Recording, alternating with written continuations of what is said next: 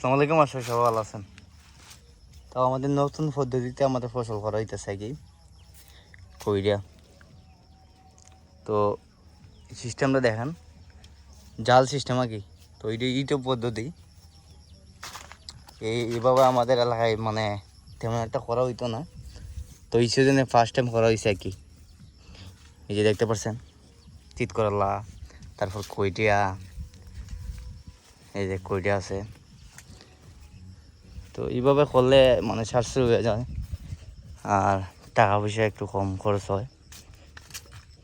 আসলে টাকা পয়সা যেমন তেমন খরচ বেশি, তো এগুলোর মধ্যে যে মাছের জন্য দেওয়া হয়েছে সাদা মাছ, এগুলা বহুত পরিমাণে আক্রমণ করে।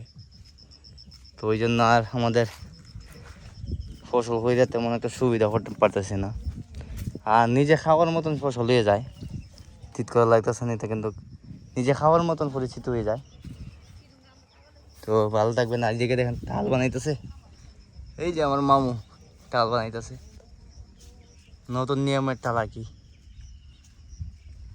নতুন নতুন তাল।